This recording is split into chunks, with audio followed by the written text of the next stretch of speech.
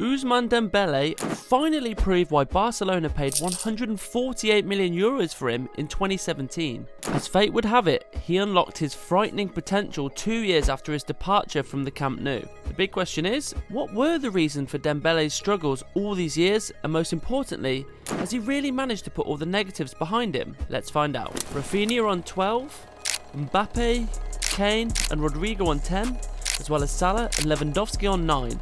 These are all players who came close to Dembele's goal contributions tally in 2025, but what if I told you that the Frenchman, once dubbed Barca's biggest flop, now sits on 15 this calendar year, more than any other player in the top 5 leagues. Ousmane Dembele has truly gone from zero to hero in the space of a few months, leaving many fans and pundits scratching their heads and wondering, how did he do it? Yes, the Mosquito, as his teammates like to call him, has always been involved in drama. There was drama when he arrived at Barcelona, becoming the most expensive player in the club's history, drama surrounding his painful miss against Liverpool in 2019, drama surrounding his contract extension, drama surrounding his lack of professionalism, drama surrounding his move to PSG when he decided to leave Barcelona literally out of nowhere. As you may remember, he scored in a pre-season El Clasico, and in the very next day it was reported that he wanted to leave the club as soon as possible. And, of course, drama surrounding his celebration against his former club when he scored against them in the Champions League. Overall, it could definitely be said that Ousmane Dembele is a very controversial player who has been talked about more for his actions off the field rather than those on the field. But in 2024-25, we see a very different player. He is PSG's best performer of the campaign with 28 goal contributions in all competitions, which is 5 more than second place Bradley Barcola and 40 more than third Achraf Hakimi. Not only that, but he has come up big for his club at crucial times. Dembele kicked off PSG's comeback against Man City, which proved crucial to their qualification for the Champions League knockout stages. The very next week, he scored hat-tricks in back-to-back games, first against Stuttgart in the final game of the league phase, and then 3 days later against Brest in League One. With his amazing stats in 2025, it can be said that there's no player with more hat-tricks and braces than Dembele in 2025. On top of that, he scored in literally every game for PSG this year, which speaks volumes about his outstanding form. However, let's trace back and find the game that kickstarted Dembele's amazing form that has even drawn comparisons between him and the GOATs Messi and Cristiano Ronaldo, which you'll see in a minute. Well, Dembele's lock-in era arguably started with the vital Super Cup win against PSG's biggest opponents this season, Monaco. In the very first match of 2025, on the 5th of January, the two teams met and Dembele became his team's hero in the dying moments of the game. This set off a crazy chain reaction that led to his brace in the first leg of the Champions League playoff against Brest. In that 35-day span, Dembele played in 8 games for Paris Saint-Germain. He was only rested against Le Mans in the French Cup, scoring in each of them. This caught the attention of statisticians as an interesting fact began gaining traction on social media. In fact, there is no player in the history of football who has scored more goals in the first 8 games of a calendar year than Ousmane Dembele, not Cristiano Ronaldo, or even Leo Messi in 2012 when he finished the year with 91 goals, an all-time record. And to make it even crazier, if we do the maths and calculate Dembele's goals by the end of the year, assuming he keeps scoring at this rate of course, and suppose he plays the same number of games as Messi did in 2012, Dembele will finish 2025 with a staggering 129 goals. Of course, this is just an illusion and will probably never happen, but it's fun to illustrate, and at the end of the day, it really does prove how insane Dembele's goal scoring record is since the start of the year. But stats aside, he's been a complete resurrection. Realistically, it's safe to say that we've never seen a better Ousmane Dembele, or if you think we've gone too far, let's agree on the following.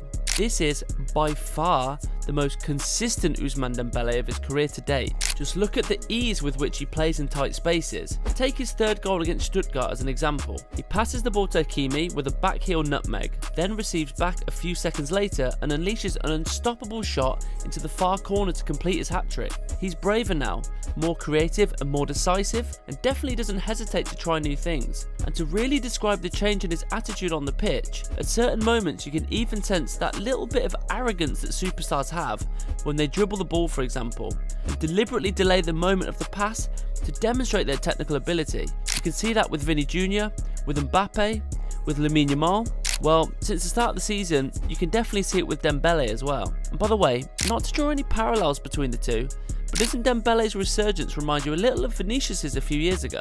You may remember what happened when Carlo Ancelotti arrived at Real Madrid in 2021. The Italian specialist was hailed as the hero of Los Blancos long before he even started winning trophies. The reason for this is the huge change that took place in Vinicius's game when Don Carlo arrived. When you receive the ball in goal scoring areas, take 1 or 2 touches at most, and only then shoot. That was the advice Ancelotti gave Vini, and since then, the Brazilian has become one of the most dangerous wingers in the world. Of course, he had that flair before, but it was his finishing that transformed him from a prodigy with great potential into a global superstar. Well, for Dembele, it's too early to call him that, but who knows? Only time will tell. By the way, if you enjoy what you're seeing, why don't you subscribe to the channel for more of the same? Now then, let's talk about the most curious part, the reasons behind his resurgence. Well, we use the example of Ancelotti and Vini because something very similar happened between Ousmane Dembele and his current manager, Luis Enrique. In the summer of 2023, Enrique was announced as the new PSG coach as early as June, and in his first few weeks in charge, there was one top priority for him on the transfer market, and that was Ousmane Dembele. In the end, after some relatively short negotiations with Barcelona, PSG paid around 50 million, a complete bargain by today's standards. His first season in Paris wasn't particularly impressive, but it was a decent one. 6 goals and 12 assists in all competitions, and all of this with the clear understanding that Kylian Mbappe was PSG's main man in attack, and literally every ball went through him. At the start of the new season, however, following Kylian's move to Real Madrid, PSG found themselves in a situation where they had no real leader in attack.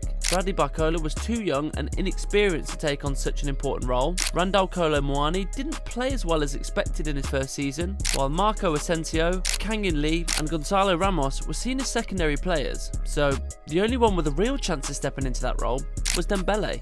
Of course, you can imagine that Enrique and Dembele have talked about this on more than one occasion, that Dembele should be the next big thing for PSG, and probably Enrique's high expectations provoked his anger towards Dembele at the start of the season, when the Frenchman was left out of the squad for the Champions League game against Arsenal for disciplinary reasons. On a more tactical note, why has Dembele not been able to bring that firepower to his game in over 7 seasons at the Camp Nou? Well, the answer lies in a number of places, but the most obvious one was his position there. Regardless of the coach, whether it was Ernesto Valverde, Ronald Koeman or Xavi Hernandez, Dembele was always pigeonholed as a winger in systems that prioritise positional rigidity. However, under Luis Enrique at PSG, and more specifically since the start of 2025, he's been deployed centrally as a striker, a role that has enhanced his predatory instincts. Ultimately, it seems that Dembele, who's always been regarded as an extremely sharp and incisive winger, was born to play as a number 9, a role similar to that of Mbappe during his time at PSG. Of course, when you say number 9, don't think of names like Haaland or Lewandowski. Dembele is a different kind of centre forward.